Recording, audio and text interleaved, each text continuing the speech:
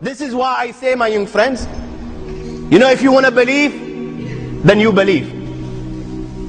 If you don't want to believe, if you don't want to believe in Allah and His Rasul, if you don't want to believe in the Akhirah, then my friends, the choice is yours. Don't believe. Allah says, فَمَنْ شَاءَ فَلْيُؤْمِنْ وَمَنْ شَاءَ فَلْيَكْفُرْ. Nobody will be forced to declare the kalima La ilaha illallah. La ikraha fi din. Nobody will be forced to embrace Islam and accept the kalima La ilaha illallah. You want to believe? You believe.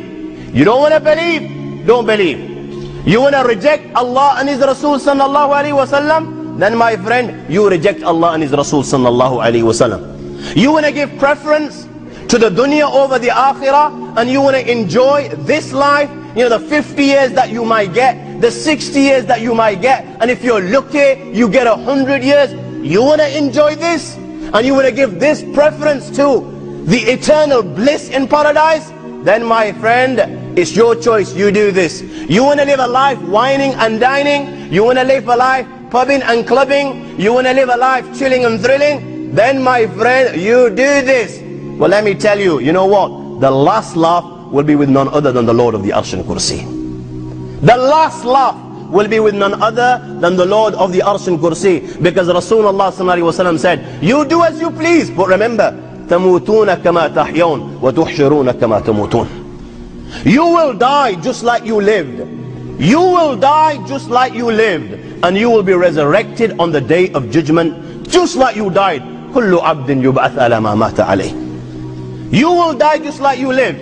You know, if you've lived whining and dining, chilling and thrilling, and giving preference to the dunya over the akhirah, and then you think in your little mind that on the point of death you will utter the kalima La ilaha illallah Muhammad Rasulullah, or you will die reciting dhikr or sending salutations on Muhammad sallallahu alaihi wasallam, or you will die in the state of prostration, then my friend, people like you and me are living in cuckoo land.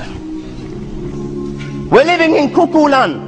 If we believe that we reject Allah and His Rasul sallallahu alaihi wasallam, then we're going to die with the kalima La ilaha illallah. Then we're kidding none other than ourselves.